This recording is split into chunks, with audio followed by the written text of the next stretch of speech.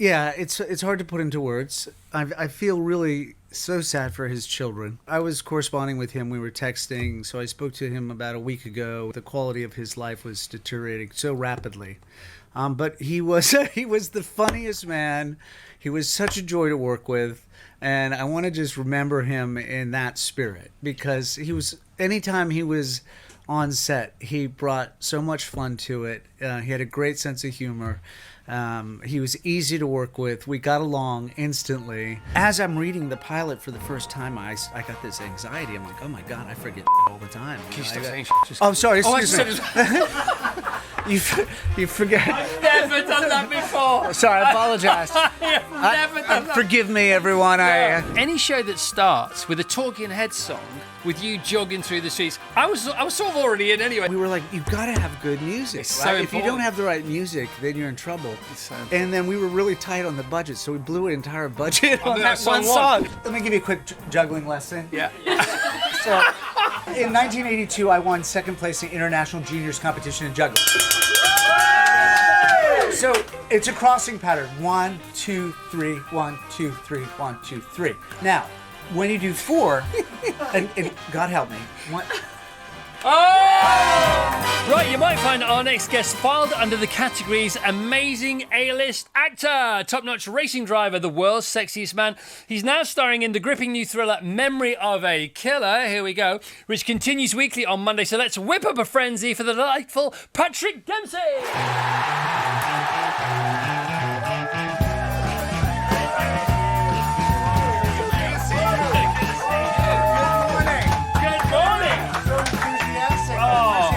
And you brought the song with you. Thank you very much. Yes, I did. It's wild. Before we talk about things all shiny and new, Yeah. the very sad news overnight about the passing of Eric. Yeah, I just woke up this morning and I was very sad to read the news. Yeah, it's hard to put into words. I feel really so sad for his children. I was corresponding with him. We were texting, so I spoke to him about a week ago, and some friends of ours went in to see him, and he was really starting to lose his ability to speak. He was bedridden, and it was very hard for him to swallow, so the quality of his life was deteriorating so rapidly. But he was the funniest man.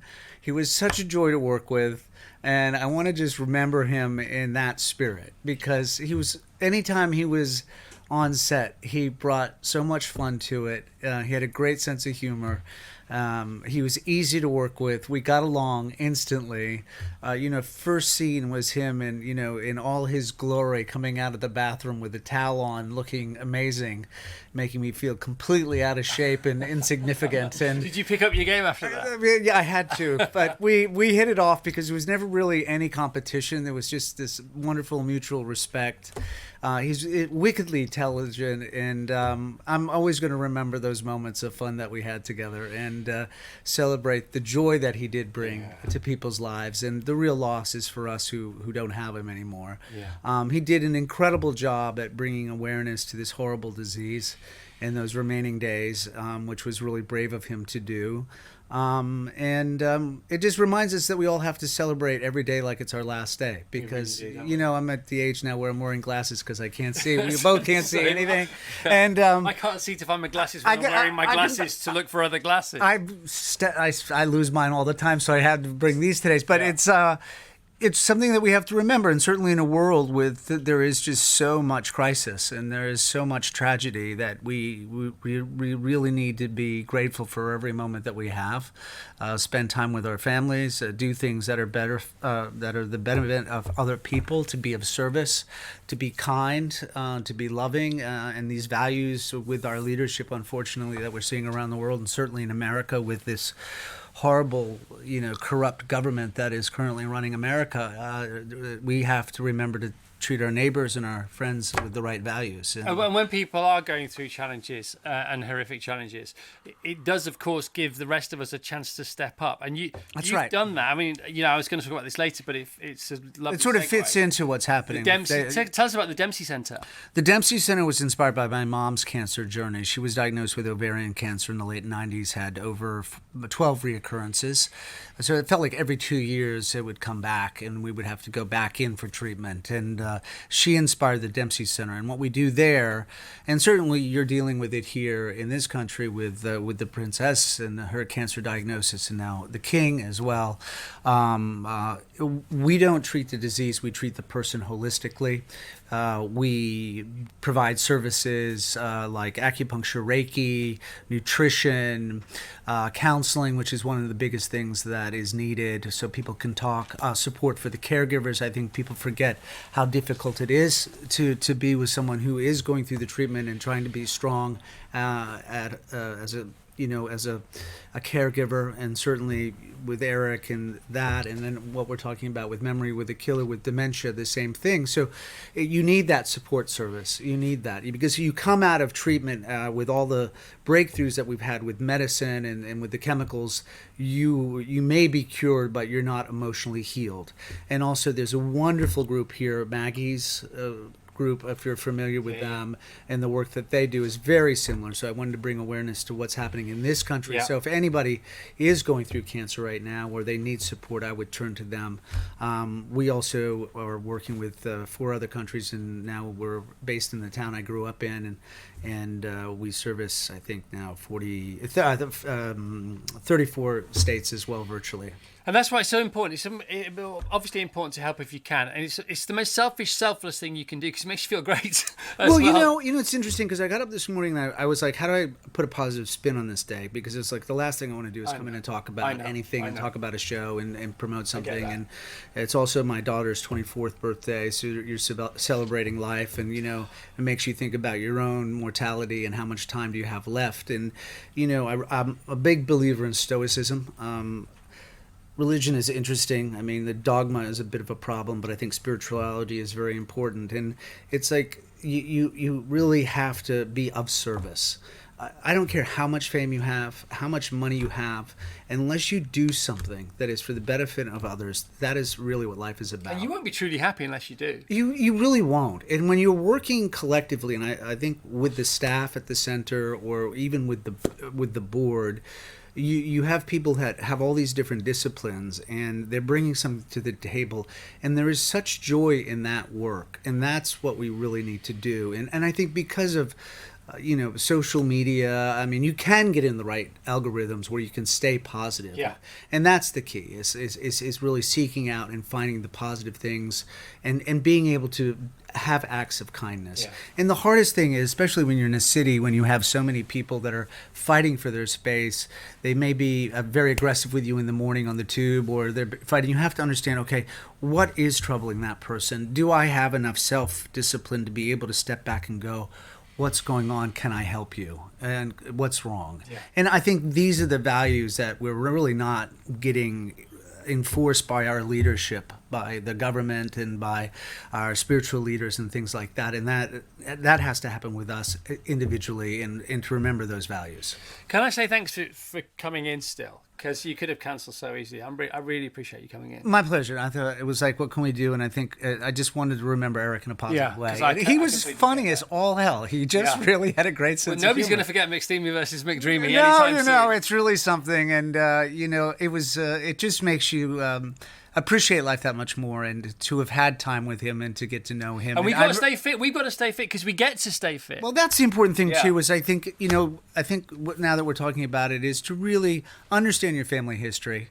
If you have a cancer gene, go in, tell your doctor, especially if you're young, get your physicals, colon cancer, prostate cancer, depending what, breast cancer, all of these things, these diseases now, if you catch them early enough, people are surviving. And then you're dealing with survivor, and being survivorship is very tricky in itself, and you need the counseling and the support. it's there. We just need to keep bringing the awareness to it, and that's why it's nice to come in and talk about this. Yeah, you thank know? you. Have you been? Thanks for having me. Oh, you're very welcome. It's nice to see you again. Yeah, it is. It's been a while. It's been a long time. Yeah. Yeah. Jeez, this show, man. Do you like It's it? great. I'm good. We just finished a couple weeks ago, you and I actually? had no idea if it was going to work or not. Well, let me tell you, it works. Oh, good. Yeah. So Patrick plays this assassin. Well, he's an assassin. He has a woodland lair, which we'll talk about in a moment or two. Right.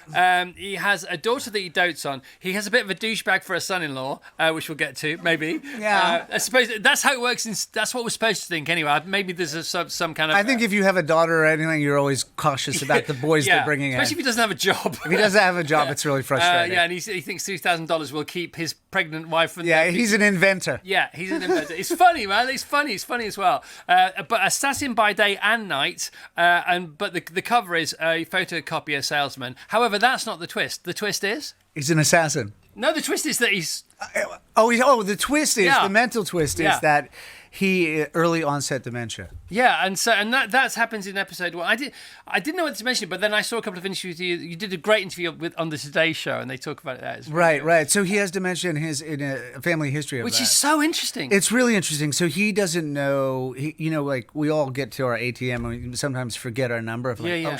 oh, what this happened to me. I was like, and as I'm reading the pilot for the first time, I got this anxiety. I'm like, oh my god, I forget all the time. Can you stop saying just Oh, sorry. Oh, I Excuse said me. it. You forget. I've never done that before. Sorry, I apologize. I've never done that. Forgive me, everyone. Forgive me too. I forget things. I forget things. What a perfect example of us both. Well, it was doing a great interview until I'm done. Now the Thank you. police are Bye-bye. after me. Yeah, I love working. It was great working here. Thank you. Here's your new host, Patrick Dempsey. You know what? We'll start a podcast together because Yeah. there's not enough of them anyway. So we'll get them going. Yeah, we could call it S blank blank blank at 60. He's just turned 60. I'm 60 in a couple of weeks. I know. Can you believe it? We've got to compare 60 nights in a moment. Any show that starts with a Talking Heads song, right, in an idyllic town, a waterside town, with you jogging through the streets, I was sort of already in anyway. That's good. It's a wise start, man. Because we were like, you got to have good music. It's right? so If you don't important. have the right music, then you're in trouble. It's so important. And then we were really tight on the budget, so we blew an entire budget on That that one song. Well, why not? And it was like, well, okay, we might as well get people engaged. So Yeah. hopefully in success we can continue. You only to get do one it. chance to open the series. You do, right? That's the thing. People are very quick to make a decision if they like that show or By not. the way, we all want to go to where it's filmed. Where is that place?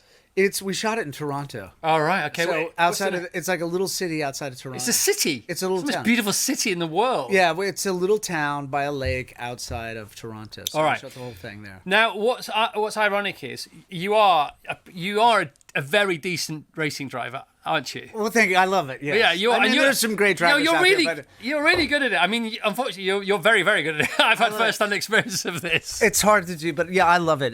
For me, it's the best sport in the world. Yeah. It's been remarkable to see the power of what's happened with Drive to Survive and how it's expanded Formula One. blown it up, hasn't it? Yeah, it's blown up the sport. Everybody now is we got aware the of it. first- Before, when I was doing it, everybody's like, "What are you doing?" Oh, no, that's easy, right? There's no physicality Yeah. to that. You don't realize how physical America it is. seems to have owned it. They've just taken it over. Well, yeah, I mean, the F1 movie is so successful, and it's brought more attention to it. And it was always a hard market for Formula One to break into because of NASCAR, but now it just dominates the world. And it's obviously anything that's side adjacent to that kind of extent. Everything lights each other up. So NASCAR's got a new release of life as well, and Indianapolis and all this kind of stuff. Going on. Yes. So the Grand Prix, the Australian Grand Prix, is in a couple of weekends' time. Can you believe the season starts again in a couple of weekends? No, and what's going to be really interesting to see who's going to, I've been watching the testing, So right? So the right. new cars, and you see a lot of the technology. I mean, Ferrari's been very strong. Very strong. And some great innovations. You see the wing and how I the wing know. is operating? I thought that was And Mercedes was so good that they were going to be investigated by the FIA, so they just slowed down a bit.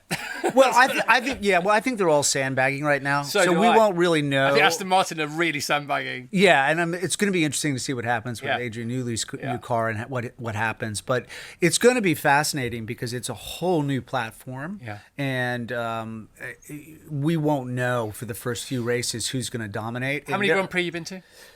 A number of them. Yeah, over 10? Yeah. Close to 100? Yeah. At least over 10. Yes. Yeah, well, I yeah. work with Tag Heuer, so that's the greatest thing. Does that in the get you world. in? That gets me in quite a bit. And Got a ticket. Got they were one of my. Got one of these. That- By the way, I watched the F1 movie. So bizarre. Because I knew you were coming in anyway, but subconsciously I didn't put the two together. I watched the F1 movie for the first time this week. Yes, what'd you think? Well, I had put it off because I just didn't want it to be not as good as I hoped it would be, but I thought it couldn't be, and it was. It was really good. I really liked it. Well, it was interesting because my co-driver Patrick Long is in the first section at the Daytona with the driver change, and he did a lot of the driving, and he was like, "This is so much fun, to be a part of that." And you could just see Brad Pitt having the time. Do you of know his Brad? life. Well, I was at the first Vegas race when Formula One was there, right? And it was like, of course you were. It was a. Sorry, so were we. No, all. I'm not dropping. I'm not to He be doesn't an see ass you, about it, that's but all, yeah. I guess I can't say that You either. can say ass, yeah. But You can just say well, ass. it was really interesting because we didn't know they had so many troubles during first practice, right? Because they were the suction was just blowing the top off of the manhole covers, and it was a complete disaster. Yeah. So you had no idea if this was going to be a great race or not, and it turned out to be one of the best races of the year. Outside Brazil is always one of the best races. Yeah. Like last year, the rain, Max, and just always good racing there. And you could just see he was like a kid in a candy store, being able to be a part of the world. And I think everybody, if you like cars, you want to race. And especially a Formula One car. The race footage is great, and you know, the technology behind that's been great. This was I promise this was a question about memory of a killer, because the irony of it all is. Wait, can we talk about one more race? Did you watch Bathurst this weekend? Did you watch it? No. Oh my God! Anybody watch it? Tell us It was about just phenomenal. And the problem is they've got to slow up because they have kangaroos coming across the track all the time. So, but there was a horrific crash. But I mean, that was always a race on my bucket list. I don't, that's one of. But you're not allowed to. The point is, my question is. Yeah, sorry, I interrupt. No, you didn't interrupt. That's what you're here for. Interrupt away. Okay. Just don't swear anymore. I'll just watch my language from here on. I've never done that before. I've been this for I completely forgot because I was on the show the other night and everybody was dropping F-bombs left and right. Guests do it all the time, but it's just, I've never done it. Okay. Ever. To my knowledge. Well, I'm glad I could corrupt you. Yeah, thanks. Yeah. What were you going to say? The irony is, when you're on Grey's Anatomy, they allowed you to race. Yeah, I could get out and on this race. show, which is full of car chases, which you actually drive in, yes, they don't allow you to race on the downtime. No, because I had a whole season. I got my first chance to race at Imola, which was great, an incredible track, and then Monza in the Cup Series with a wonderful Swiss team, and then I was going to race in Sweden, and I had an Austin race, so I had a whole season planned. Yeah, and of course the call came in, I think it was like a Tuesday night, read this script, we need you to make a decision in the morning. And it's like, oh, it's a job. I'm so sorry. I'm sorry. Right. That. Hang on. I can't. Do I owe money after Yeah, absolutely. But that is also your final warning. Okay, good. Yeah, I don't want to throw him off the show, but I might have to. But I get thrown. It's a bit. Anyway. Please, yeah, I just want. Yeah, so, it's gonna be fine. That's right. Sorry, it's not plugged into anything. Those were the days. Yeah. So. You can drive in this, but you. Yeah, no, I got to do all the driving in this, and we had all the car mounts and everything. And I did, I don't know if many people saw the Ferrari movie, which I thought was. I thought it was great. I thought it was really, really good. Yeah. And then Michael Mann wanted to make that movie for over 20 years, and I got to do all the driving in that. Look at your face, like a little boy. That was some of the most scariest driving I've ever done in my life because we're in these cars and it had a Caterham chassis, and then of course they had the body built on top of that, and we were shooting these night sequences and we're going as fast as possible, nose to tail, in the wet. Yeah. And then you had the Cayenne picture car up there. And I was like, what am I doing? There's no cage, there's no helmet. And for some reason, they had us put this ridiculous helmet on that was so heavy that if we hit or stopped too quickly, it would snap our necks off. You've got to be so careful, man. But it was so much fun. I know. I had the best time on that movie. Adrenaline just and then driving with the cameras on, it was fun because there's a whole sequence where I'm running away from someone that we find out later on why, what's going on. The guy in the pickup. The guy in the pickup truck, and we had the electric Porsche. I was going to talk about the car. The car. It's a station wagon. Yeah. So is it a hybrid? Because it's the hybrid. You hear a thrum, and then you hear the whoosh. Yeah. So we had that, and then we had the camera. We had like 3 or 4 cameras on the car. Yeah. So the car usually handles really well, but there was so much understeer. That. Under braking, I kept like, oh my God, and the curbs. I can't hit a curb because as soon as I hit the curb, the toe will go out. And I'm going to lose it. So I was just first take. I'm like, I'm gonna go for this. Yeah, of course you are. And then I was like, okay, now I know it. So and then I kept going faster and faster and faster and faster. I bet they were like, and I'm like, don't we need another take? Oh, we got to shoot a scene in a cafe. We wanted to do another driving sequence, but we couldn't afford enough of the road to shut down on this first season. Did Porsche give you the car? Because it's a great advert for that car. It was part of the picture card, like the transpo. It looks good in that. They were great, and it's a good. The Gran Turismo, which is a great car, it's big enough, and then we can put the bodies in the back. Yeah, and it's quick. You are, however, by the producers of Memory of a Killer, up to episode 4, and new episodes every week on Amazon Prime. See how we You did. in I think there? it's on tonight, right? Pretty good, yeah. Is it on tonight? You are, however, allowed via your insurance to play golf pickleball. Golf or pickleball, yeah? Right. Is that true? And you are still golfing, and you do play pickleball. Yes, I don't. Well, we played paddle tennis quite a bit. Yeah, and then everybody talks about pickleball. Paddle is cool. Pickleball isn't cool, but it's still sort of ubiquitous. Yes, and I presume, because I've only just heard this from you, that people are getting injured because they're not taking it serious enough. Because it's still exercise, and you've got to be careful. You have to stretch. And you've got to stretch. And when you're in your 60s, you really have to. Well, we know that. Now let me ask you this question. Come on. Was it harder for you to turn 50, or was it harder for you to turn 60? I don't know, because I'm not 60. Till 5 weeks time. Oh, okay. Yeah, so I want your tips, by the way, because you had a great 60th birthday eve. Yes, I did. What happened on the eve? So my wife was in California working, and I was shooting in Toronto, and she was flying. Mrs. D. Who's here today? She's here today. Yeah. It's great. She's with me and on this trip, and my daughter's here, and she loves London, and she's been studying here and wants to move here, and she's a pastry chef. She's very welcome. Cordon Bleu. So it's great that it's her birthday today, so we'll have a great dinner tonight. I'm like, well, God, she should have landed by now. And I'm texting her, and I'm like, what's going on? I hope everything is okay. And, of course, it's been snowing. The weather's terrible. And it's not like her not to call me. So I send, are you okay? Everything all right?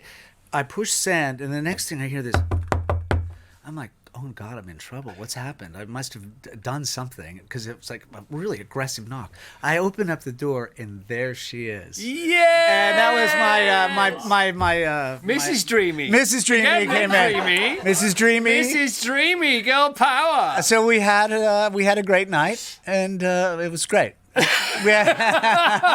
was a good way to turn 60. And it was great. And I left the gun in the fridge. That's what happened. Yeah. Yeah, if you know what I mean. So in episode 1, we do see the top of the abs right now. I do need some tips. I think I'm in not terrible shape for my age. Right. You know, I'm looking after the marginal decade. You know, I don't want to have a miserable sort of winter, as it were. Right. What are you doing? What's the regime? I don't drink. Nor do I. So here's the thing. When I started, I had a full year of WEC, which is the World Endurance Championship. Yeah. And March 14th, it was right out. It was right. I was doing Sebring, the 12-hour race. Yeah.